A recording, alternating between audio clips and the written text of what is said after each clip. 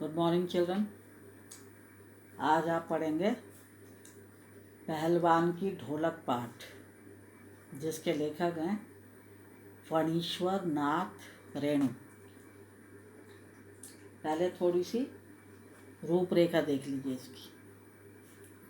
हिंदी साहित्य में उपन्यासकार के रूप में प्रतिष्ठित कथाकार फणीश्वर नाथ रेणु की प्रतिनिधि कहानियों में से पहलवान की ढोलक एक प्रसिद्ध कहानी है।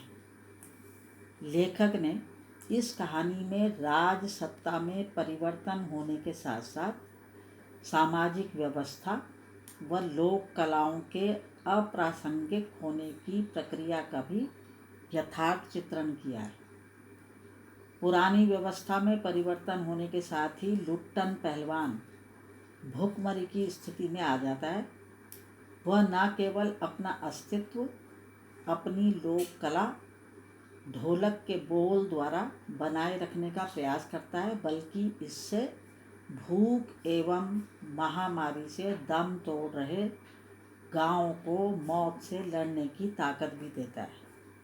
अंत में महामारी के चलते सब समाप्त हो जाता है और एक लोक कलाकार व्यवस्था के बद इंतजाम के कारण काल का ग्रास बन जाता है। अब पाठ देखिए। सर्दी की मौन रात्रि में, निस्तब्ध कहते हैं मौन को। सर्दी की निस्तब्ध रात्रि में आकाश में केवल तारे ही चमक रहे थे। अमावस्या की रात गीदड़ और उल्लुओं की डरावनी आवाज़ों से ही अपने जीवंत होने का एहसास करवा रही थी। गांव में हैजा और मलेरिया का भयंकर प्रकोप फैला हुआ था। सभी के बीच मौत का सन्नाटा व्याप्त था।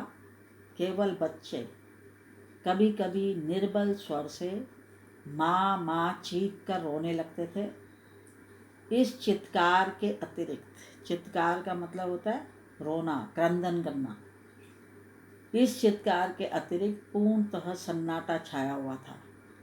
लोग बलपूर्वक अपनी आहों और सिसकियों को रोके हुए भगवान के नाम का स्मरण कर रहे थे, भगवान को याद कर रहे थे, क्योंकि गांव में अनावृष्टि के कारण, एक तो बारिश नहीं हो रही थी, अनावृष्टि हो रही थी, उसके कारण अन्न की कमी हो गई थी, जिससे भूखमरी फैल रही थी और हैजा और मलेरिया का भयंकर प्रकोप फैल गया था महामारी के रूप में, जिसके कारण गांव की दशा बहुत खराब हो रही थी।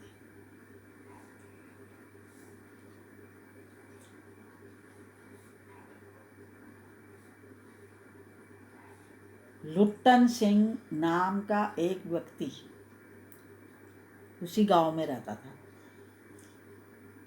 जब वह 9 वर्ष का था तो उसके माता पिता की मृत्यु हो गई और अल्पायु में विवाह होने से, अल्पायु का मतलब होता है कम उम्र में, और अल्पायु में विवाह होने से सास ने उसका पालन पोषण किया।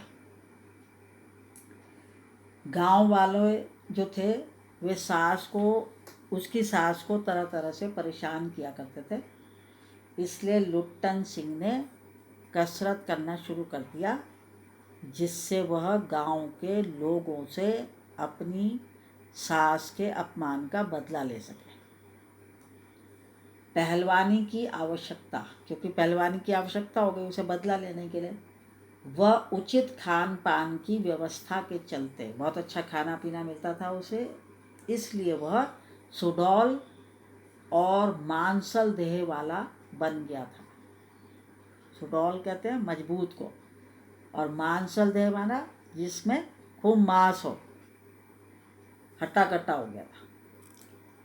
जाड़ों की उन निस्तब्ध रातों में केवल उसकी ढोलक ही पूरे गांव में नया जोश भरकर संजीवनी का काम करती थी। संजीवनी कहते हैं जीवन देने वाली को कहते हैं संजीवनी। तो जब वो ढोलक बजाता था तो पूरे गांव के लोगों में नया जोश भर जाता था। गांव में प्रत्येक व्यक्ति उसे जानता था तथा सायंकाल होते ही उसकी ढोलक की थाप की आवाज़ सुनकर सभी को जीवित होने का एहसास होता था। मतलब शाम से वो ढोलक बजाना शुरू कर देता था और सुबह तक बजाता रहता था, जिससे गांव के लोगों को एक तरह की संजीवनी प्राप्त होती थी, मतलब जिंदा रहने की ताकत मिलती थी उन्हें और उन्हें लगता था कि वे जीवित हैं। एक बार श्यामनगर में कुश्ती के दंगल में लुट्टन सिंह चांद सिंह नाम के पहलवान की कुश्ती देख रहा था, जो अपने गुरु पहलवान बादल सिंह के साथ पंजाब से आया था। चांद सिंह ने अपनी उम्र के सभी पहलवानों को हराकर शेर के बच्चे की उपाधि प्राप्त कर ली थी। इतना ताकतवर था कि उसने सब पहलवानों को हरा दिया था, इसलिए उसे शेर के बच्चे की उपाधि मिल गई थी। अतः राजा उसे अपने दरबार में रखने की सोच रहे थे। जो श्यामनगर के राजा थे श्यामानंद, वे सोच रहे थे कि चांद सिंह को अपने यहाँ राज पहलवान के रूप में रख लूँगा। तभी अकस्मात माने अचानक लुट्टन सिंह ने श्यामानंद से अप्रत्याशित, मतलब उसने सोचा कि अचानक लुट्टन सिंह के मन में विचार आया कि चांद सिंह को कुश्ती की चुनौती दे दी जाए। उसे ऐसा लगा कि दूसरी जगह का व्यक्ति अगर राजा के यहाँ राज पहलवान बन जाएगा तो ये अच्छी बात नहीं है। मतलब हमारे क्या इस नगर में ऐसा कोई नहीं है जो यहाँ से राज पहलवान बन सके। तो यह सोचकर लुट्टन सिंह ने अचानक चांद सिंह को कुश्ती की चुनौती दे दी।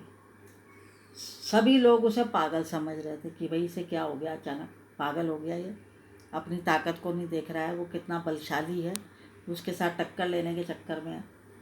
तो कुश्ती के लिए राजा श्यामानंद से लुट्टन ने अनुमति लेकर चांद सिंह के दांव को काटकर उसकी गर्दन पकड़ ली। जो वो दांव खेल रहा था चांद सिंह, उसका दांव काटकर उसने उसकी गर्दन पकड़ ली और ढोल के ढाक धिना तिरकट थिना का दांव काटो बाहर हो जा, मतलब दोनों के ढोल में जो आवाज़ आती थी ना धाक धिना की, उसका मतलब था दांव काटो, और तिरकट तीना का अर्थ था बाहर हो जा का अर्थ लगाकर गर्दन पर कब्जा कर लिया उसने, लुट्टन सिंह ने चांद सिंह की गर्दन पर। अंत में ढोल की आवाज़ का अर्थ उठा पटक दे लगाकर उसने ऐसा अर्थ लगाया कि मानो ढोलक बजा रही है, उठा पटक दे, ऐसा अर्थ लगाकर चांद सिंह को जमीन पर दे मारा। विजयी लुट्टन सिंह ने ढोल को प्रणाम करके राजा साहब को गोद में उठा लिया और भीड़ जो थी वो राजा श्यामानंद की जय जयकार करने लगी। अब राजा ने प्रसन्न होकर हमेशा के लिए उसे अपने दरबार में रख लिया।